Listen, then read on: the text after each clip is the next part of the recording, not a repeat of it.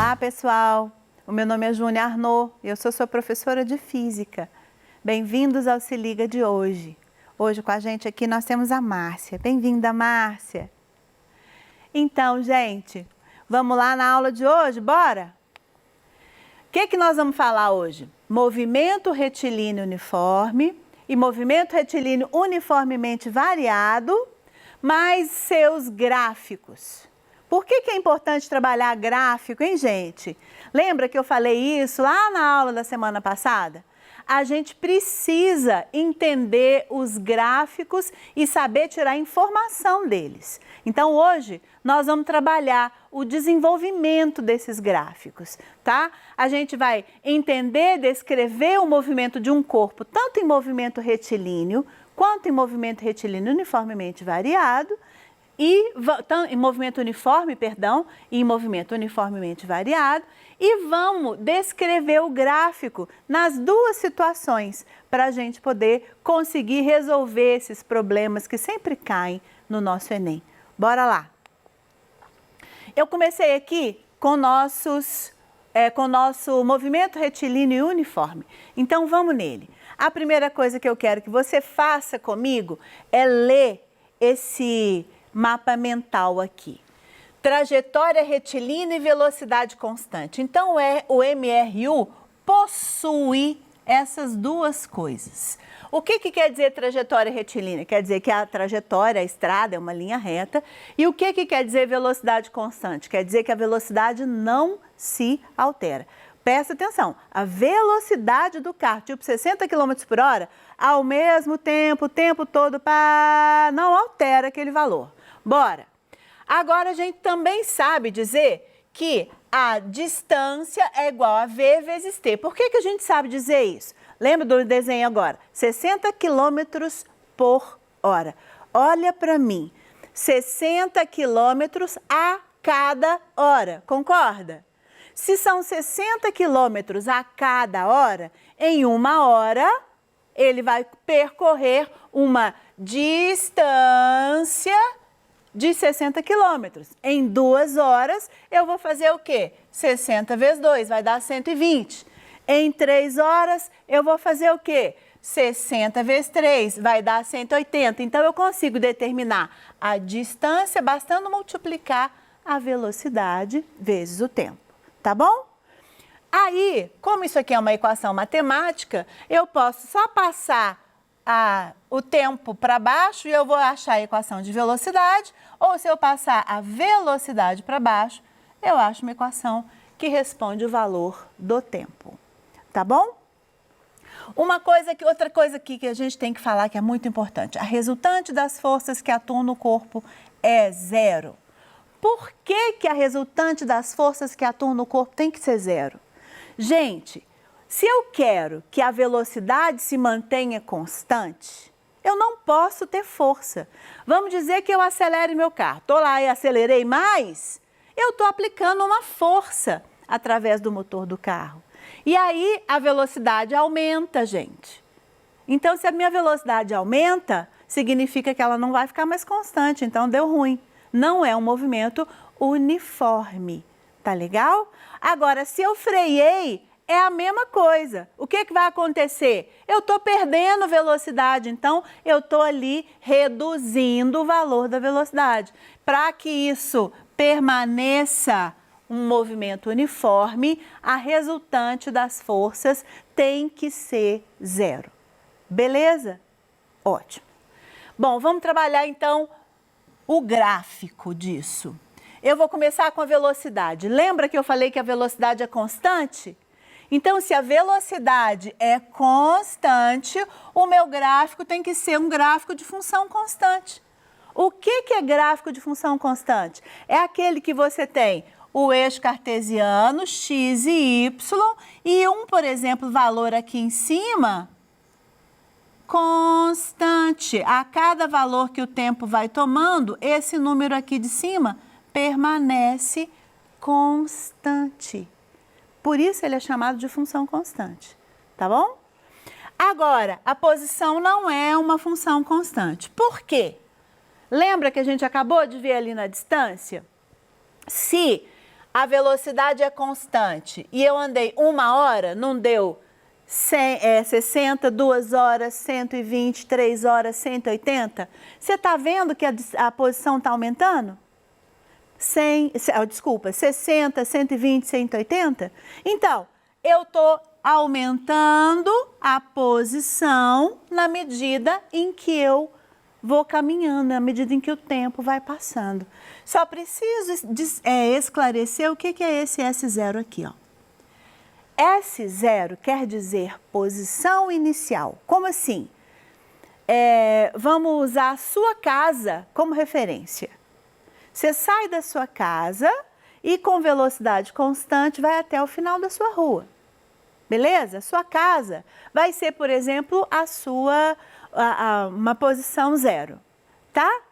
Agora, vamos colocar a posição 0 no início da rua. Lá onde que o número é 0, por exemplo. No número da rua que a casa tem número 0, tá? Na hora que ela passa pela sua casa, que provavelmente não tem número 0 e continua, você concorda que ela continua, mas ela passou por uma posição, que é a sua casa?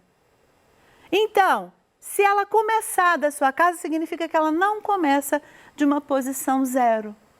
Entendeu essa ideia? A posição inicial é a de onde que ele está começando. Só essa marca. Então, aí você vai conseguir marcar a posição final do nosso objeto que está se movimentando, a partir da posição de onde ele começou, mais a distância que ele percorreu. Beleza? Agora, se você pegar a equação S0 mais VT, você vai ter uma equação de primeiro grau. E gráfico de equação de primeiro grau, a gente já sabe, é uma reta. Tá bom? Então, é isso que a gente vai ter que trabalhar aqui agora. Vamos ver? Bom, eu separei o desenho primeiro dos gráficos de velocidade. Bora trabalhar velocidade comigo, então. O que eu tenho com o gráfico de velocidade? Primeiro, velocidade em função de tempo. Você está vendo aqui que eu marquei, olha, velocidade em função de tempo, tá bom? O que vai acontecer? Se o móvel mantém a sua velocidade constante, o que vai acontecer no gráfico? O número não vai ser alterado. Por isso a gente tem esse nome, função constante, tá? E olha que interessante, o movimento ele é chamado de movimento progressivo. Por que ele é chamado de movimento progressivo? Vamos usar uma BR que é fácil de você entender. Faz de conta que eu vou trabalhar com a BR-040, que eu sei que ela começa lá em Brasília, ela passa por Belo Horizonte e vai chegar lá no Rio de Janeiro. O trajeto dela é mais ou menos por aí, tá? Então, se ela começa lá em Brasília, o quilômetro 0 dela é em Brasília. Na medida em que eu estabeleço, vamos usar essa palavra, estabeleço que o quilômetro vai mudando, quilômetro 10, quilômetro 100, quilômetro 200, quilômetro 500, quilômetro 700, eu estabeleci uma ordem. A gente chama isso de sentido positivo adotado pela trajetória. O que quer dizer o sentido positivo? É essa numeração que a trajetória estipulou como sentido positivo, tá certo?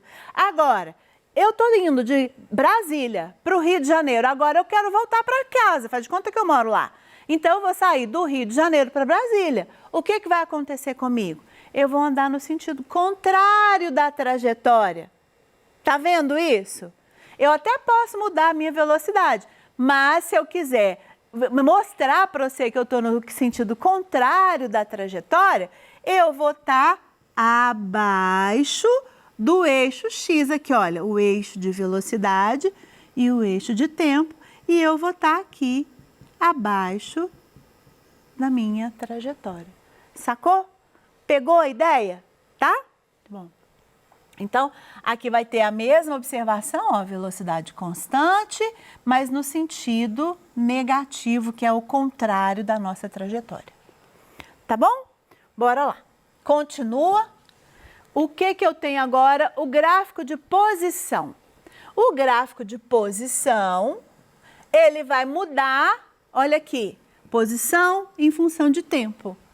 O gráfico de posição, ele vai me mostrar que ele vai ocupar posições cada vez mais altas na medida em que a gente vai caminhando. Olha só, isso aqui foi o que a gente fez, ó. Tipo assim, 60 naquela velocidade, aí aqui vai ser 60. Depois 120 na segunda hora, depois 180 na terceira hora. Tá vendo isso aumentando? Beleza.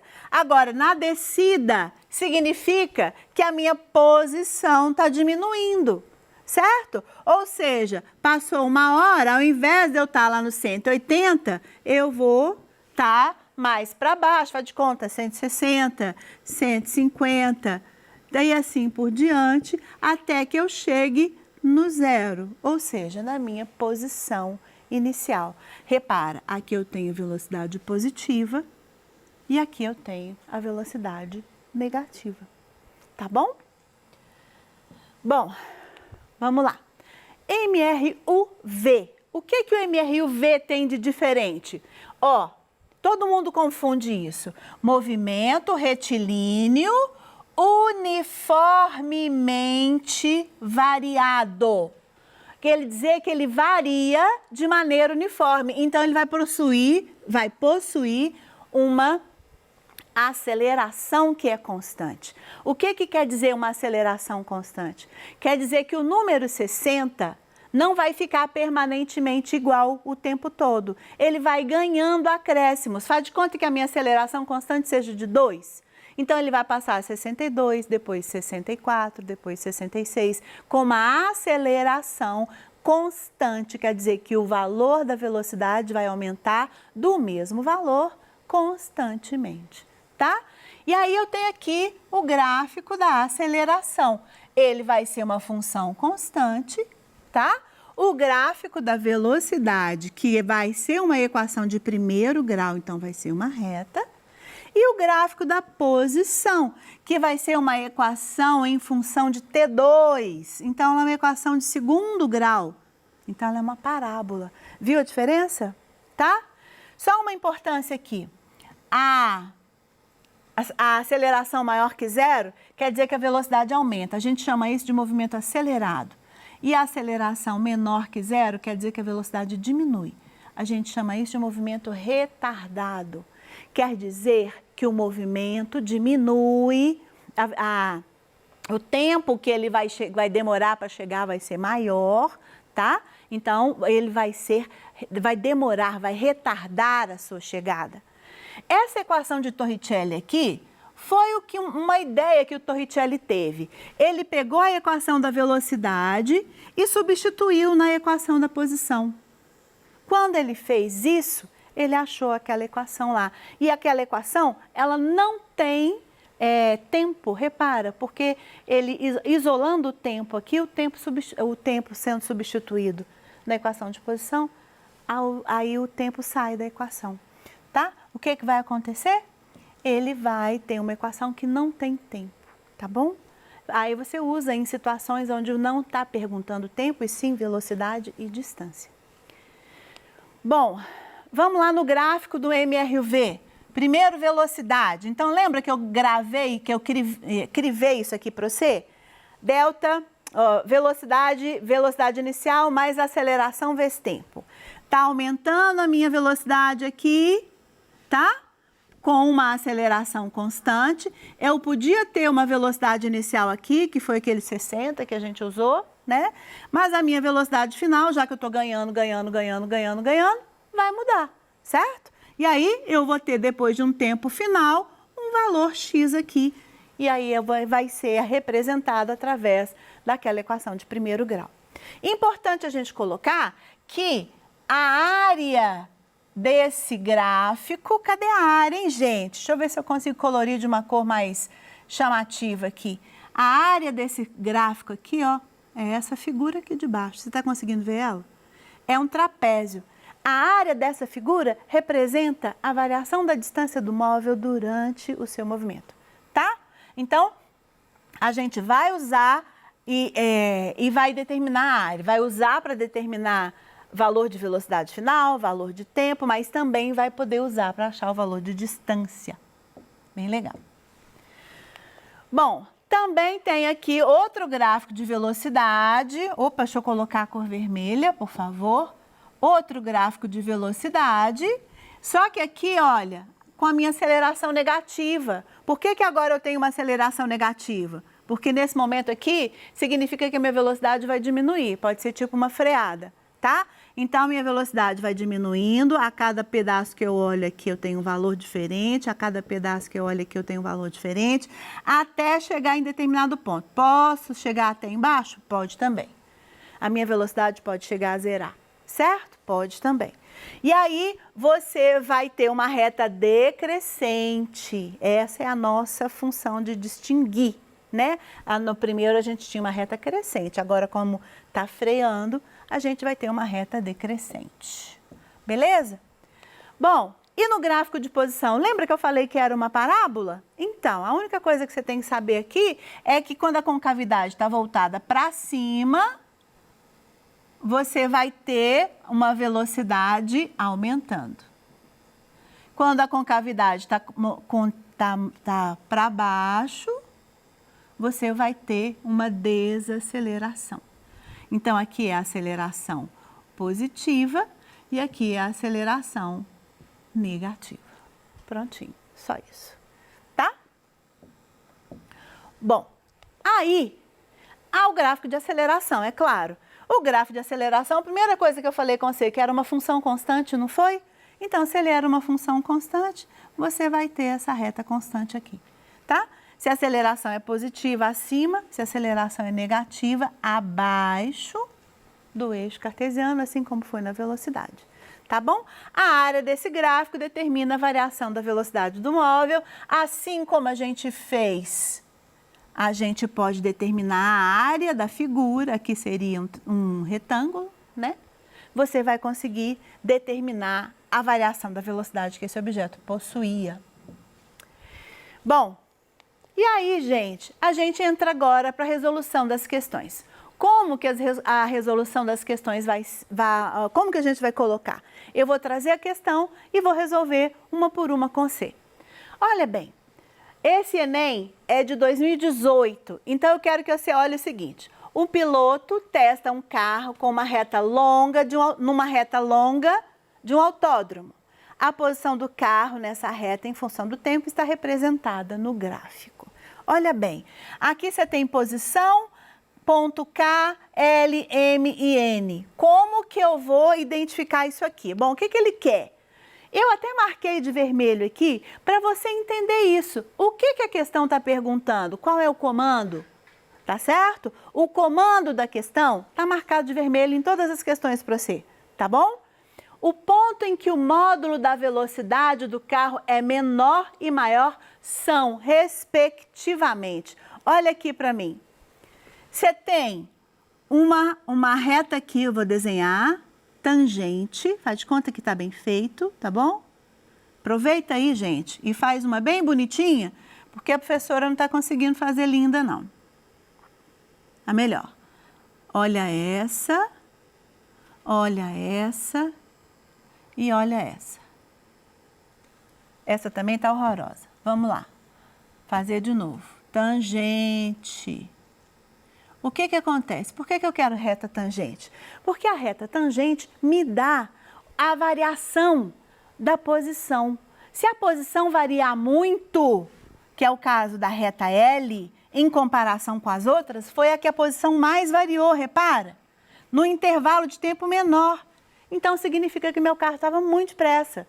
Nessa daqui, a posição não variou tanto, repara aqui, porque a variação dela é bem pequena e o intervalo de tempo vai ficar maior para ela.